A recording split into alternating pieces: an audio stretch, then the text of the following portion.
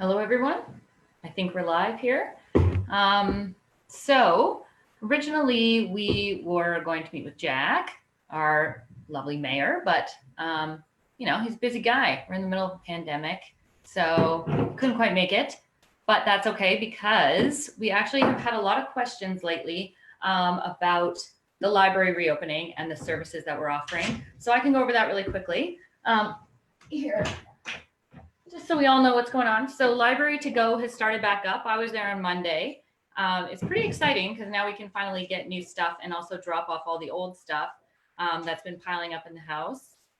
So if you want to place a hold on something, the best thing to do is to log in using the long number on the back of your library card. Your password is generally the last 4 digits of your phone number. Then you're logged in. You can search through everything we have and you can place holds. The holds will take longer to fulfill than usual. We used to be able to do it in like a day, but now we're doing it within a week because of quarantining the items to make sure that everything is safe for everybody. So, and then what happens is you will get an email notifying you that it's good to go and good to pick up.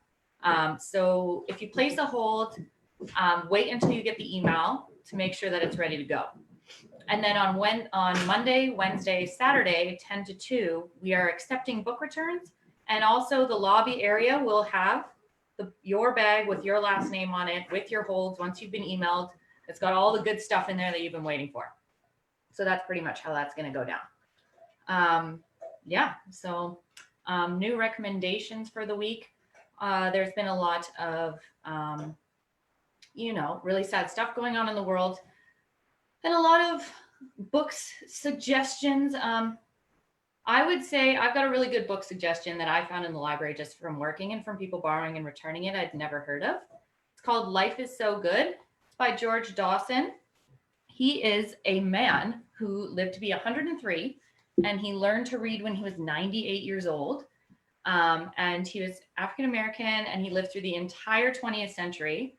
And the book was written by him with a journalist when he was 103. He has basically like a photographic memory. And it's called Life is So Good, and it's super positive. Oh, and look at that. And now we have Jack coming in.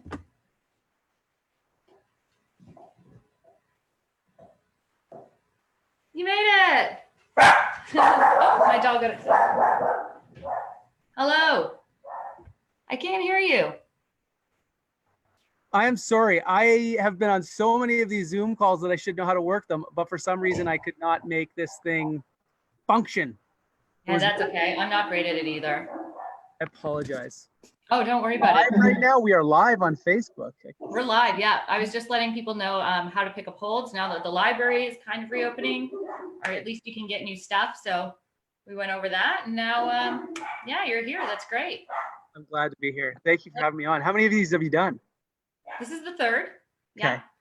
Okay. So we had Feet on originally, Feet Banks, and then Mercedes, and now you're here. You have the best background though out of anybody.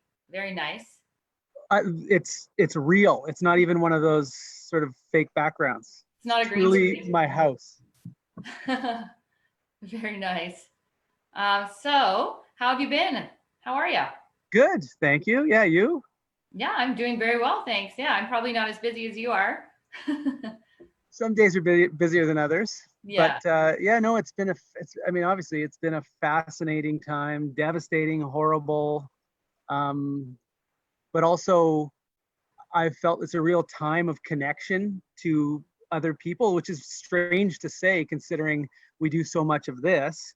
But I have 4 kids, and so being able to be around them for 4 months, just us, has been tremendous. And it's been a strange mix of extremely difficult, extremely challenging, and well, it's strange to say.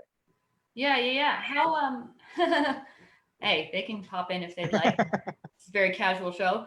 How old are all your kids? That was Harriet. She is 11, and then Van is 13. Maggie is 15, and George is 17. Nice. So lots of ages. Everyone's going back to school, I hear, though. Has anyone gone back to school?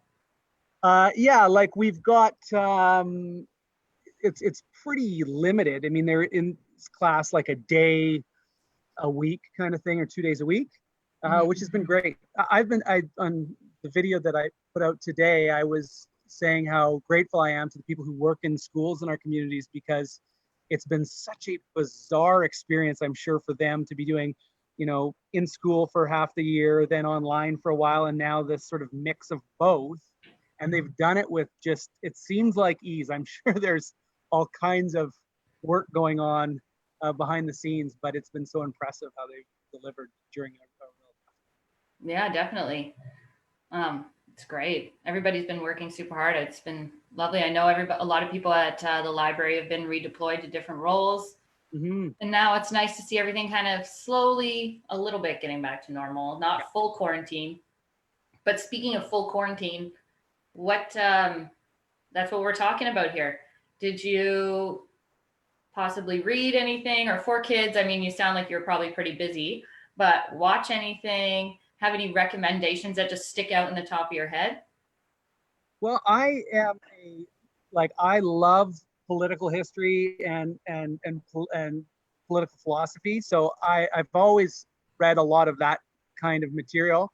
Um, Nowadays, everything's changing so quickly that I have a couple books on my bedside table that I have not been able to really dig through. I've been reading Team of Rivals, which is a book about Lincoln and um, the Emancipation Proclamation and the Civil War, and it's fascinating.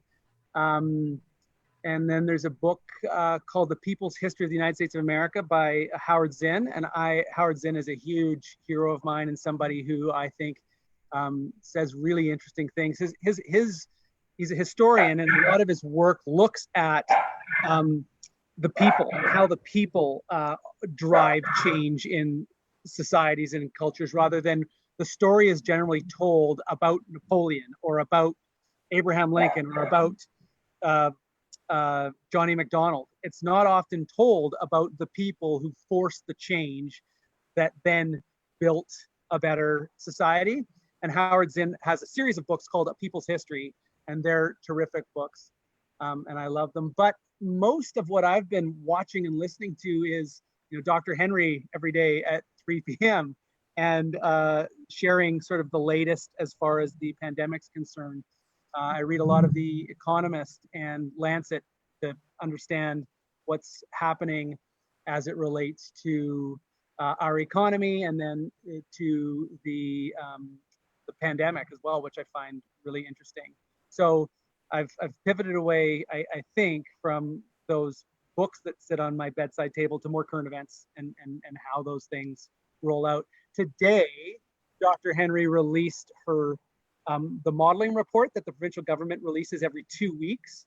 And that's a fascinating read, because you get to see where the virus has come from into the province of British Columbia, how it's moved through the province, and how our response in BC has been very much a science-based response. We've been guided by the science very strongly, which I find very inspiring. So pivoted away from books towards more sort of current events and what's happening day to day. Yeah, and honestly, that's probably a great response to hear because you're one of our leaders, so it's good to know that you're keeping informed and stuff. I guess if you were like, "Oh, I've been reading the whole Harry Potter series," then we'd be like, "Oh God," We did watch the Harry Potter series. When it was we went on lockdown, the kids were like, "We are going to watch all 8 Harry Potters one after the other," and we accomplished it. It was something else. Nice. We intended to do that, and my partner's never watched Harry Potter, so I was like, we should watch all 8, but we never made it. So that's a good feat. We ended up watching the whole Michael Jordan thing. Yeah. Recently, which was really good and interesting. It took me a minute to get into it because I'm not a huge I like the NBA a lot, probably up there with NHL. Yeah. And then that's it. I don't like any other sports, but it's so interesting. That was really great. But Harry Potter is always a classic. I love it. Mercedes talked about Harry Potter last week. It's good for any age, It is. Yeah. I was not expecting to enjoy it, but I did. On sports, I've been watching this Netflix series called Losers, which looks at sort of athletes and teams that didn't win the Stanley Cup or win the World Series, but did something else very, unknown and obscure. So the one last night was on a soccer team called Torquay United, and how they stayed up in the third division in English football as a result of a police dog biting one of their players and getting 4 minutes scored to keep them in the third division. And the glory that brought to this small town on the coast of England. And that's pretty neat. So Losers on Netflix is good. Yeah, that sounds cool. I think I've heard of that before. I need to look at it though. I heard it was really good as well. Yeah. Losers. I'll look into that one too. I'm learning about so much great stuff from doing I bet. Awesome. I'm actually gonna I'll compile these, the stuff you say and the stuff from the other weeks as well, just so everybody knows that if they want to find them, we'll have a list so people can just see what we've been chatting about. Do you listen to do you have much time to listen to any like podcasts or anything? Or are you kind of I love podcasts. I listen to Freakonomics, which is the hidden side of economics, and it's fascinating. It's a very good one. The Economist puts out a podcast every day as well, which is really good. And I am a big fan of an alternative news program called Democracy Now! And so I listen to Democracy Now! Every weekday on doing my exercise, which is a terrific podcast. So, it really gets into international events and what's happening in the world and how this is really impacting those people who aren't sort of in power in society. And so Democracy Now! Is really good that way. I've always loved Democracy Now! So it gives a voice to other areas and stuff that's not necessarily that hot Fox News or whatever they're putting in. It is not Face the Nation or Yeah. That's great though. And then so that's every day Democracy Now! Yeah. And The Economist is every day too? Yeah, The Economist is like very short. It's like 10 minutes. Yeah. So tend to get my coffee and a podcast and then exercise on a podcast. Yeah, nice. How about you? Are you a avid podcast listener? Yeah, I listen to all kinds of stuff though. I wish I and it's generally like I listen to a lot of like weird history and stuff. I should get into more. I should probably listen to stuff that teaches me a little bit more, but I kind of listen to like weird, funny stuff a lot, Yeah. Gotta be entertained though. It is. It's entertaining for sure. And it's good to take your mind off stuff or when you're doing mindless activities. I started listening to an audiobook, Stephen King, The Stand, which was it's a weird choice because it's about a virus that hits the world and it's considered his like masterpiece. And it's a 47-hour audiobook. Hey. It's a lot. I don't know. Your time is booked for a while. Yeah. And I do stained glass from home and I'm always just cleaning a lot. So I kind of put it on in the background, but I don't know. I don't feel like I have to pay such aggressive attention to it because it's 47 hours. So even if I kind of tune out for a few minutes, I'm not exactly rewinding it because I'm like, oh, but it is weird to listen to because it's like they've canceled public gatherings and blah, blah, blah. But it's like a Stephen King version. So obviously it's a way more gruesome and aggressive kind of like virus than this is. But it's an odd Contagion's choice. like that. Did you watch Contagion? I watched it at the beginning. Yes. Yeah. So everyone, it was like must have been the most downloaded movie in the history of the world that one week. But it was awesome for the first 2/3, and then the last third I was just like, oh, and it's over. Yeah, I think I also didn't make it through the whole thing, but at the beginning it's really crazy with Gwyneth Paltrow and like the whole passing of the virus and everything. I think those movies were really popular right at the beginning for sure. Yeah. All those weird. I watched a lot of those. Awesome. Well, thanks so much for coming on. Yes, I so much appreciate being here. It's fun to, been talking so much about COVID-19 that it's fun to talk about those things that sort of sustain you and keep your mind occupied and keep you learning things otherwise. So I'm grateful to be able to chat with you about them. Yeah. Thanks. Sorry for being late. Oh, please, it's fine. Everybody's late. It's Whistler. No one's on time, It's technically. I just feel like I'm embarrassed that I was technology late. Like you got to be able to figure out your technology. Come on. Oh my God. Yeah. Don't even feel bad. It's fine. It happens all the time. And like I said, it's Whistler, so everybody's late for everything. So it's all good. Hopefully the mayor's not though. That's Like that doesn't, it's Yeah, not a well, you were fit. there. It was just your technology had an issue, so don't worry about it. You're safe. We'll give you this one. Okay. Thank you. I Awesome. appreciate it. All right. Yeah, thanks for coming on, Jack. And I'll put a list up for everybody of what you talked about so you guys can check it out. Great. Thanks. Have Okay. a good. See Yeah, you you. too. Stay Bye. safe. Bye.